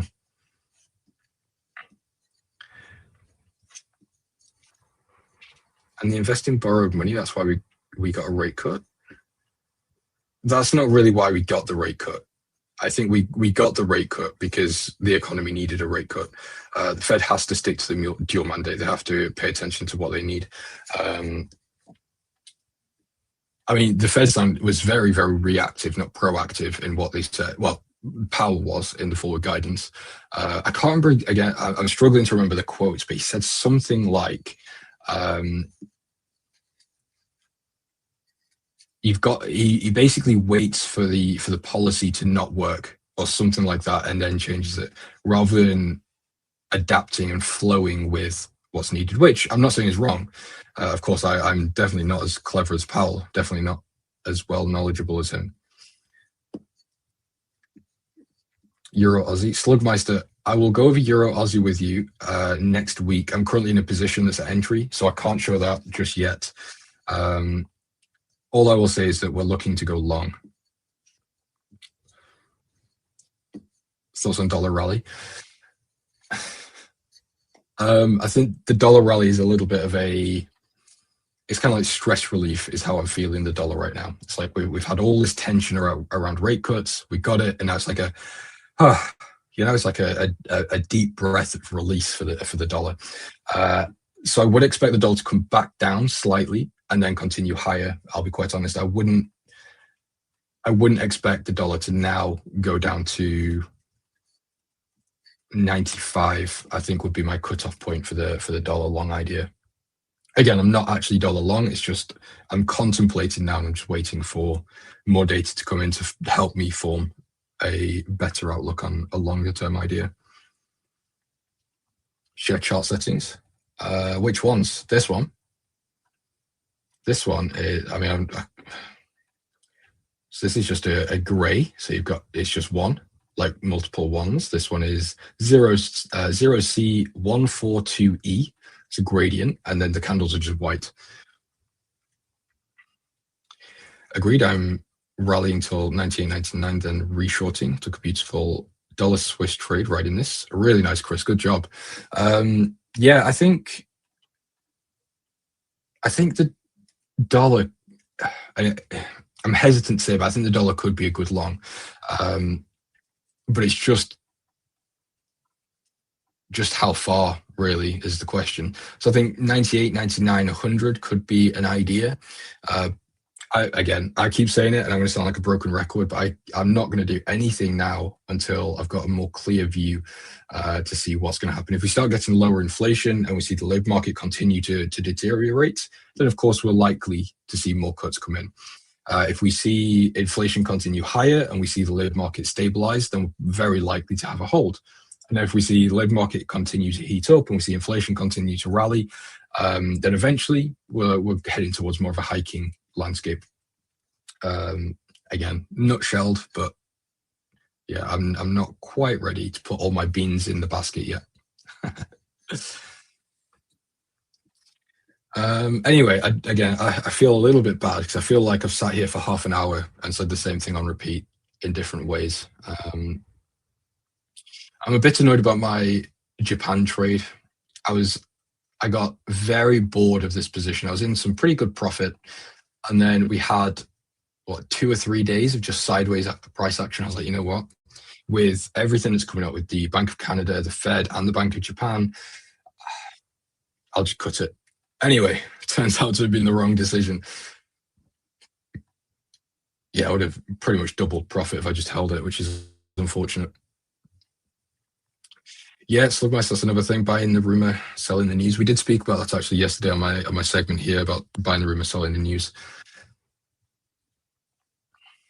All the pairs versus yen is really frustrating, specifically Swiss yen. To be honest, Chris, I've been very yen bullish this year. However, I'm not really interested in yen shorts anymore. I've actually flipped to, yen longs. I've actually flipped towards being more of a seller or wanting to be a seller. Dollar yen was the only one really that I was interested in being a longer term holder of, which I'm not really that bothered about now. Swiss yen, I'd actually prefer to be a buyer because I'm not 100% confident that we are going to get the rate hike that the markets expect from the Bank of Japan. It really wouldn't surprise me if we just get another hold. So we're going to see. But yeah, yen to me actually has lost its appeal. And I'm probably 6 months late to that idea, but we're there. I've finally arrived to it. The only thing I've got that remains untouched is the Canadian dollar. That's the only thing I'm still very, very confident about being involved with. Until then, other than that, I've got nothing. Swiss yen long is a much better trade now. Yeah, I quite like Swiss yen long. I was shorting Swiss yen. Where was it? I was selling Swiss yen at the start of the year around here. And I was so confident. I was so sure of that idea. And I was so sure that I had a really good thesis. And to be honest, I did. I really was happy with the idea. I was on the completely wrong side. It happens as trading. So I missed all of this, and now we're at all-time highs. Now I'm starting to think, oh, actually, yeah, maybe I should be a buyer of this market. I kind of messed up there, but it's all right. I didn't lose any money really on the trades, so it's no big deal. It's just a lost opportunity. Anyway, ladies and gentlemen, this is my time. We are done for today. I'm not sure I'm on tomorrow. I think I am, but I'm not sure. If I'm not, I'll see you next week. If I am, I'll see you tomorrow. Have a good day, or have a good rest of the day. I'll see you all very soon. Stay safe, and don't get margin called. Thank you for watching. Don't leave. You got Marco on next, I think. If you're someone watching the show right now and you're outside of the US looking for a better brokerage, listen up. I wanted to take a moment to mention today's live stream supporter, Vantage. Vantage allows traders outside of the United States to trade CFDs. You can trade everything from commodities like gold, you can trade US indices or global indices, and you can even trade FX all under one brokerage, and you can connect to MetaTrader 4 and trade directly on tradingview.com. Not to mention, they also have a really good sign-up bonus going on right now. So we'll drop the link to that down below in the chat, as well as in the description of this live stream. Check out Vantage. Now back to the show. Hello everyone, welcome to my segment of the stream. So I do hope everyone is doing well. Let me just open all of the windows that I wanted to open. So we're gonna do the Edge Finder and the news calendar. So big news, yesterday we got the interest rate decision. Of course, I do have my chat open on the side, so if you do have some chart requests or questions, let me know in the comment section. But basically, I don't want to repeat what you probably heard for like 3 times today. I'm gonna sum it up. So we had the Fed decision. It was a cut, but it was a hawkish cut. So I'm in the A1 Discord, and I'm noticing a lot of traders are a bit confused. So we got a rate cut, and we got forward guidance about future rate cuts, but the dollar actually gained value and is continuing to gain value today. See, so yesterday we had an up day. We touched 96.4 up day, and then today we are actually continuing to go to the upside. So what is happening? Well, you have to know that a rate cut was already scheduled. So a rate cut was already priced in. If we go to the FOMC funds rate, 4.25, actual number 4.25.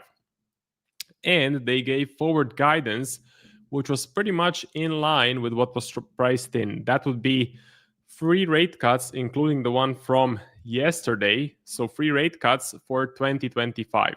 Now, if something is priced in, it is probably not gonna make a massive difference to the price. Okay, so it's probably not gonna be such a volatile event. So the only thing that was left was the press conference. Again, after the interest rate decision, after the forward guidance, we have the press conference. So in the press conference was something that actually moved the dollar higher and that made NASDAQ go down, gold go down, silver go down, euro dollar go down, I believe. And yeah, that's what basically happened. What Powell mentioned is that he is not yet at the point where they want to do aggressive rate cuts. That is basically what he said. So we're just cutting this one time, and we're not going to do aggressive rate cuts. Inflation is still elevated, which we can definitely see. Inflation is above the target. So inflation is above the 2% target, and it is pretty high. It is around 3%. And Powell said that was an issue. So yes, NFP is an issue, but also inflation is an issue. And that is a problem because the Fed can only fix one aspect. So if they fix inflation, they're going to screw up NFP. If they fix NFP, they're going to raise inflation. I could just show you labor, NFP in a downtrend. See, in a downtrend. So today we actually got some okay unemployment claims. We had see unemployment claims at 2:30 p.m. and they were a bit lower than the forecast. So that is basically actual less than forecast is good for currency. So less unemployment claims than forecasted, which is good. You want to see that. And I think it is lower than the previous number. Yeah, lower than the previous number, which has been actually revised a bit. Yeah, revised just a little bit. So that's why you have the DXY pushing up for today. Okay. Now, let me go through the watch list and let me also check out the comment section. Let me see what you guys are saying. Let's see. Okay. Hey, Slugmeister. Hey, Max. No, you didn't spam me too much. I'm going to check out the messages a bit later. No worries. Hey, Random Moz guy. Hey, Leslie, US 30. Okay, well, you guys want to see indices? No problem. We're going to take a look at the indices. But first, I do want to go through the watch list. Right. So, for the NASDAQ, just exploding higher today, going up without me. So, looks like this train is just not slowing down. Am I getting a pullback? Well, I thought I was, but then we just continued going higher. So this is this sort of a market environment, which is called sideways up. So you basically don't get a pullback. You get sideways up. And that is pretty tough to trade if you don't want to buy the all-time highs. And that is my opinion on pretty much all of the indices. If you browse through all of the indices, so the NASDAQ, the S&P, the Dow Jones, Russell, all of them are basically doing this sideways up movement. Now, for my personal plan, that is a problem because I want to get in on a pullback. I don't want to catch the all-time highs, so I cannot really do much. But for someone that is willing to buy all-time highs, that is willing to buy at these levels, it may be a interesting entry. So I'm definitely bullish. I don't see a lot of downside for the indices, but I'm looking for pullbacks, of course. Maybe this support level. So this support level right here, maybe that would be good to execute some buy setups. So gold and silver. Silver has actually pulled back by almost 3% yesterday. So it started to have this pullback. I'm sorry, this reward tool is wrong. I'm going to need to hide it. Where can I do that? Here. So basically, silver. We're getting a pullback, and I'm starting to be interested. I've started to be interested in buy setups. I would like to see silver hit this level of support, and then I would probably take a buy setup, take a stab at going long. Long term, I'm really bullish. This whole market environment is bullish for gold and silver. So as we mentioned, we had NFP going down. We have inflation going up and being above target. We have GDP, which is, I think it's okay. Yeah, it's positive. So GDP is okay. But just that inflation, that pesky inflation is, in my opinion, a problem. So inflation is definitely an issue, definitely a problem. And also, you have to know that the banks are printing money. So commercial banks, I did some research on that. And basically, commercial banks have started to issue a lot of loans, meaning they're starting to create money out of, let's say, thin air. So basically, when they issue a loan, they create it out of nothing. And when that loan gets paid off, that sort of money gets created, okay? So I probably haven't explained it the best, but there is a graph. If you're in the A1 Discord, there's a graph saying commercial banks are issuing more and more loans, and that is in turn creating more money in the supply. And also you have the big, beautiful bill coming up next year, which is going to introduce even more spending, which is going to increase the US debt even more, which is going to increase inflation. So inflation my forecast for inflation is to the upside. And that is why I think getting in on some buy setups on gold and silver is so powerful. So good. If you do want to get access to the A1 Discord, if you do want to get the trade signals, get the analysis, get all of the graphs that I'm talking about, so that US commercial banks giving out loans, and the Trump Big Beautiful Bill, the analysis I did yesterday, I believe, you can get a discount on the A1 Discord and on the Edge Finder with my code, which is MARKO. Okay, so if you want to join, link is in the description of the live stream, and you can use my discount code MARKO, and I will see you inside. So continuing with silver, that's pretty much it. That's pretty much the analysis. As far as gold goes, I think we're still a bit overextended. I think we're still too far away from the 20 MA. I would like to see a bigger, better pullback. So a pullback to, let's say, this level of support. So around 3.5K, something like that. I think that would be pretty high probability to get in. Right now, we are pulling back a little bit, but not enough. So silver looks a bit better. Maybe I will get an entry a bit sooner on silver compared to gold. We shall see. Euro dollar I covered, so wasn't a buy setup. Hit the take profit. Aussie CAD. Now Aussie CAD has actually started to pull back to my possible entry level. So what I really like as a play in 2025. Let's say for these last 3 to 4 months, I like going short on the CAD. So I think the CAD is in some major trouble. If we look at the Forex calendar, we had Bank of Canada press conference. They cut interest rates, so that should be bearish for the CAD, especially if they continue cutting rates. And if you look at the data, GDP for the CAD, negative. So GDP looks really bad. Unemployment looks absolutely horrible for the CAD. Let's take a look. Rising. So rising unemployment looks very, very bad for the CAD. And then you have the inflation, CAD. And inflation is just below the 2% target.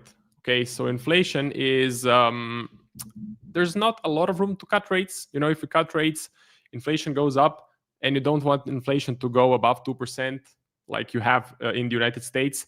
And also housing prices. There's a nice graph that I posted in the A1 Discord about the house prices in Canada, which have started to fall down in the last 2 years, I believe. That is a sign of a slower economy. That is a sign of a slower demand for housing. That is a sign of a lower demand for the CAD. So bearish on the CAD. Now I'm executing this short CAD idea through different currency pairs. I have a USD CAD long.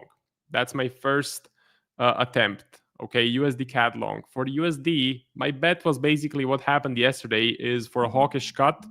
And I personally forecast that we're not going to go much lower than 96.4. Okay, so 96.4. I think we're not going to go much lower than this level. I think we're going to either range around here or maybe even bounce a bit to the upside because everyone is short. So when all of the retail folks online are calling for shorts on the US dollar, the opposite thing happens. Okay. So that was my first idea. Second one, EuroCAD. This one, I like the euro. I think the euro is doing pretty well. I think the European economy is strong right now. And we're in uptrend, so nice daily chart. I think the top setups page, I think pretty much all of the CAD pairs. So Aussie CAD, yeah, is bullish. Euro CAD, Euro CAD is neutral, okay, but it was bullish, I believe. So yeah, got in a buy setup. I have a pretty big stop loss set. This trade is probably gonna last for a couple of weeks, maybe a couple of months. I don't care. I like this position. I like this this trade. So Euro CAD, and I told you I'm looking for Aussie CAD buys. So Aussie CAD, I'm looking at this support level to buy. Now we went into it, we hit this this swing high. I want to see the price go a bit lower, and then I would look for buy setups. So that is the general game plan, to try and get in a bit lower. Maybe if we touch the 20 EMA, that would be sort of the best area. Why do I like Aussie CAD? Positive swaps. So if we go to the carry trade scanner and we type in Aussie CAD, see, positive swaps, nice divergence of rates. So I would basically receive money for being in this trade, even if the trade decides to be break even for, I don't know, 2 months. So I would just collect the swaps. We're in uptrend, in my opinion. So we are trending above the 20 EMA. This is a really nice impulse, and now we're getting a bit of a pullback. So Aussie, I'm pretty bullish on the Aussie. I think the Aussie right now is a strong currency. It is performing well. The two of the biggest fiscal sinners, two of the most bearish currencies right now, in my opinion, is the pound. So the pound is getting some really bad economic data, and the CAD. I actually think the CAD is number 1, and the pound would be number 2. So that is why I basically have these trades going on. The final one on my watch list is Euro GBP, which is a buy trade that has been running from the 11th of August. Unfortunately, it has just been super corrective, super flat. I'm paying negative swaps as well on this one, which is not the best thing in the world. So basically, I'm holding the trade. So I'm holding this position. I'm seeing what will happen. I got a lot of questions of, will I close this trade prematurely because it has just been super flat? Well, I have the stop loss set. Or sorry, I have the take profit set. So if we do hit that take profit, I'll be pretty happy to get out. Will I get out a bit earlier? For now, no. I'll keep holding the trade. That is the game plan for Euro GBP. I'm still bearish on the pound. I mean, if you look at the Edge Finder, if we just go through the numbers, the latest numbers for the UK have been better than expected. So you can see, let me just see. So we had CPI yesterday, okay, which came in neutral. That's the very short term. But for the long term, if you look at GDP, it is pretty much all over the place. So it doesn't look the best. If you look at the unemployment, GBP, it is definitely rising. So you have rising unemployment in the UK. And then if you look at CPI, GBP, inflation in the UK is rising, and it is pretty high. It is at 3.8%. That is definitely far above the target. That creates a lot of issues, in my opinion. You don't want 4% inflation. Citizens of the UK can definitely feel this sort of an inflation with the increase in the prices. Okay, so let me just close the door because there's like a tractor or something going on.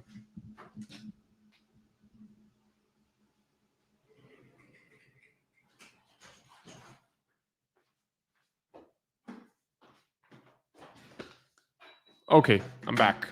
Someone is mowing their lawn. Yeah, GDP sucks right now. Really high inflation. So you're pretty much getting a stagflation scenario. You're getting a stagflation environment, which is never bullish for the currency, right? Never bullish for the underlying currency. That's about it for my watch list. Let me check on the comments. So US 30, I did cover. For the US 30, we are now in this sort of sideways up market environment, which in my opinion is hard to catch buy setups. For the Dow Jones, we have broken this resistance level, which is nice, and we have continued climbing higher.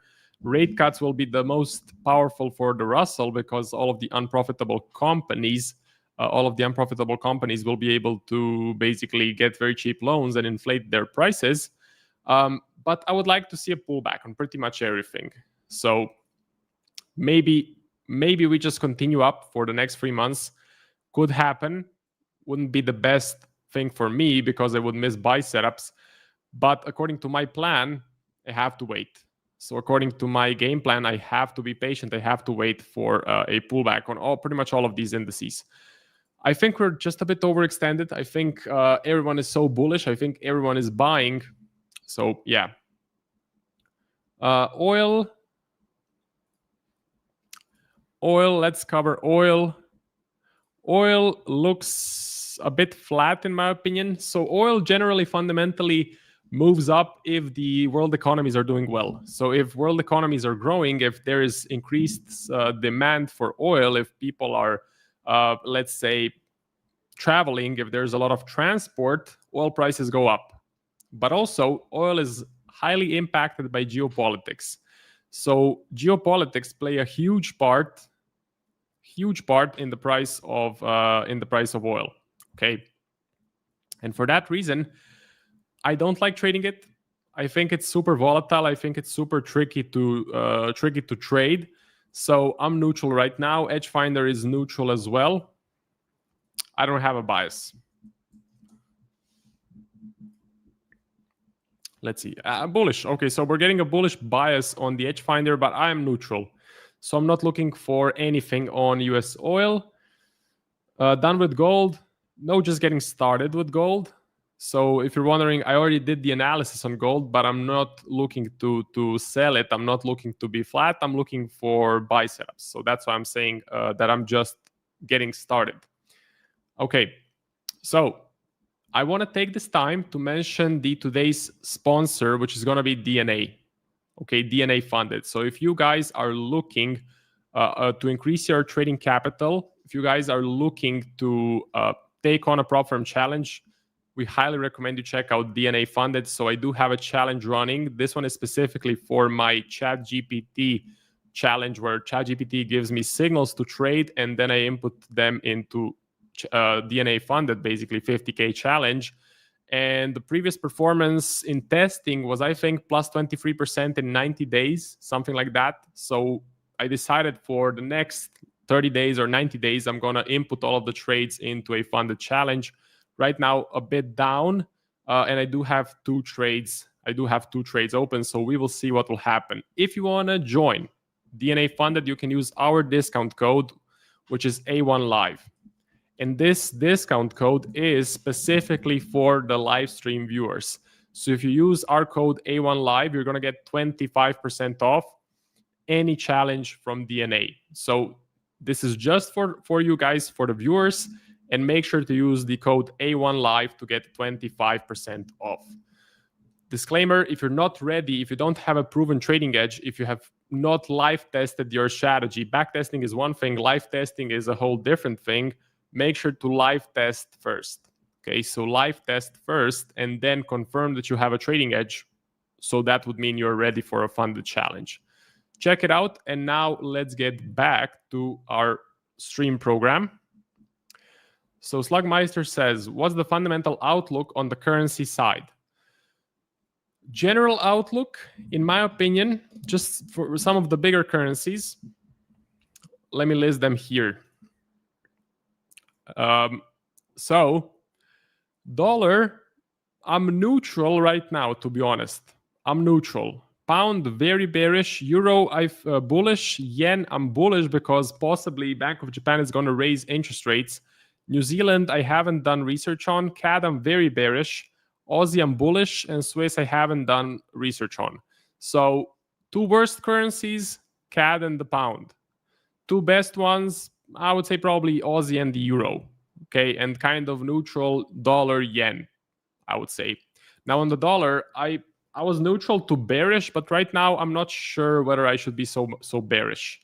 I think more of a neutral stance on the DXY would be more appropriate. So that is my general plan. And again, that means selling the pound, selling the CAD, buying the euro, buying the Aussie, being kind of neutral on the dollar, and looking at what happens to the yen. So for the yen, I want to see those rate hikes. Whenever you are in all-time highs and no reasonable pullback, how do you frame your target? Well, I don't get in, so I'm not even in the trade if there's an all-time high and there's no reasonable pullback, I wouldn't get in. So I would have no target. I would not be in a trade. For example, on the NASDAQ right now, all-time high and no significant pullback. So yeah, it wouldn't even fit my plan to get in, and I would not be able to make up any targets. Khalil says, could anyone help me profit? If you want help with your trading, I highly recommend you check out Nick's video explaining his trading strategy. It's on his YouTube channel. Just type in explaining my trading strategy, Trader Nick, or you can go to my YouTube channel, which is Marcos Trading Journey. I have a similar video explaining my new trading strategy. Those two videos should give you a great idea on how to build a trading strategy. After that, make sure you join the A1 Discord. And again, you can use the discount code MARKO. Link is in the description of the stream. So that's your next step. Watch the free videos from Nick and me, decide if it is for you, and then you can go ahead and join the Discord. Euro Aussie. So Euro Aussie. Euro Aussie. Euro Aussie is flat, in my opinion. I mean, both currencies are kind of strong, if I'm being honest. Not maybe for the short term, but for the long term. Sorry, Euro Aussie. So bearish reading right now, but I would say that I'm flat. Okay, I would say that I'm flat. And I would not be looking for anything on the Euro Aussie. Sell gold quickly. I would definitely not look to sell gold. A lot of retail people lose a lot of money trying to sell gold, and you have to zoom out. Zoom out and look at this uptrend. What do you think? What is your chance of catching a winning sell trade in this environment? Where can you do it? Maybe here, maybe here, maybe here, maybe here, and here. That's it. You have a much bigger edge if you just buy. So why not just buy? Why not make it easy? Why make it super hard? Why be a contrarian and lose money? You have to know 95% of retail traders lose money. There's a reason for it. It's because they develop a lot of bad trade ideas, a lot of crazy trade ideas like selling gold. So be careful. You don't want to do it, or maybe you do. I don't know. I would not recommend it. What is your long-term outlook on euro dollar? For euro dollar, so I was in a buy setup. I got out prematurely, maybe. I'm bullish. I think we're gonna hit 1.22. I think that is possible. So I'm bullish. I think we can hit this level. I think we can go up a bit more. I did want to get out just to be safe. I'm not sure what is going to happen with the dollar. I'm more neutral. I'm not that bearish. So I didn't want to risk it. But if you want a bias, it is a bullish one. How long do you usually hold the currency trade? A few days, weeks, even months? I usually hold the trade for a few days, I would say. So it depends on the setup. It depends on the size of my stop loss. But I had New Zealand yen buy setup that I held for 2 months. So that was pretty much the longest trade I've ever taken. Yeah, this one. So this one lasted for, I think it was 60 days. Okay, so 63 days. Yeah, that can happen, but most trades last for a couple of days, maybe a week or two, something like that. Do you have your own channel? Yes, I do. My YouTube channel is Marcos Trading Journey. Okay, so Marcos Trading Journey. You can find me on YouTube and some other platforms as well. It's not oil. It's oil, not oil. Okay.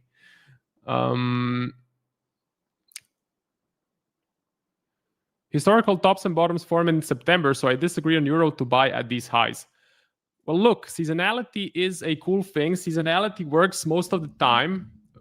We can check out the seasonality index on the Edge Finder for, let's say, the NAS, And you can see seasonality in September is actually negative. In October as well. What about gold? Gold seasonality in September is positive. In October, it's negative. What you have to know is 2025 is a bit different. So I've done some research on the topic, and 2025 is full of breaking news, full of Trump, full of tariffs, full of selling of the dollar. Okay, look at the massive sell-off that happened in the dollar. So that kind of kills seasonality. Seasonality usually happens when there is a steady influx of information, when there is a steady market flow, when there are steady trends, when there is very little breaking news disrupting the markets. That is when seasonality works great. In 2025, we have definitely had a much different environment. So seasonality in 25 does not work as well. Mark, when did you start applying fundamentals? In 2025. So I started to heavily implement and heavily rely on fundamentals in 2025. How do you trail your stop loss into profit having a good plan? Well, it is very simple. I just keep moving my stop loss below the swing highs or swing lows, sorry. So as the price keeps moving, you can identify these swing lows and you can just put your stop loss below the swing lows, right? Very simple stuff. You can do it on gold as well. Gold would be a perfect candidate. So let's say you bought right here, which I think I did, and then you would just move your stop loss below the swing low and you would probably get taken out with this one. Or let's say you got in here, you would move your stop loss here and then maybe, you would keep it here and you would get taken out with this candle. So basically, as the price keeps moving up, you just put your stop loss below the swing lows, okay? That is how you do it. You can drop a time frame. If you want more swing lows, you can drop a time frame. You can go on the 4-hour chart. You're going to get much more swing lows, a lot more of them, right? So it's going to be a lot easier to trail the stop loss. But that's basically it. That's basically the raw approach. Yeah, no worries, Gerald. Can swing traders do well as prop traders? I think so. I definitely think so. So swing trading, I think your edge with swing trading is much bigger than scalping, unless you're a crazy scalper at like SMB Capital or one of these very successful real prop firms. If you're just a retail trader, with scalping, your edge is minimal. Okay, your edge is really small unless you're trading events and you have a defined edge. You know something that 95% of other traders don't know, which is tough. You basically don't have an edge. So by swing trading, by going on the higher time frames, your edge is a lot bigger and you can just catch these trends. You can catch the huge uptrend on gold, catch the uptrend on silver, catch an uptrend on the NASDAQ. So it gets a lot easier. And that is why I think you can for sure be a good prop trader, like a fake prop trader, because FTMO and DNA Fund and all of these prop firms, they give you demo money, right? It's not real money. Okay. So will Chris be live today? Chris Pulver? I don't think so. I'm the last guy for today, I believe. And I'm going to be wrapping it up soon. Last question is going to be from Mary Brown. Why buy euro dollars when DXY is going up? Well, I wouldn't buy them. So that is why I exited my position. I was in a euro dollar long. I got out with a take profit. Okay, so I'm out of this trade. And I'm no longer looking for buy setups. I'm not really bullish on the DXY, but I do think it is possible for us to reject or range around at this level. So I don't think we're going to get a lot more downside for the DXY. And yeah, I'm basically being patient with the euro dollar and I'm being patient with the DXY. I just said if I had to give a view, if I had to give an opinion, I would be bullish on euro dollar. Okay, I would be bullish and I would target 1.2. I think that is 1.22. I think that is achievable. Okay, so that's about it. Thank you very much for watching.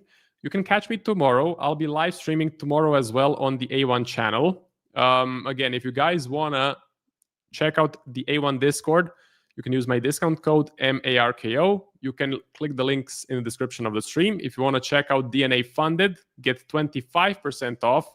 Code is A1 Live, and that is just for stream viewers. Okay. Thank you for watching, and I will see you tomorrow.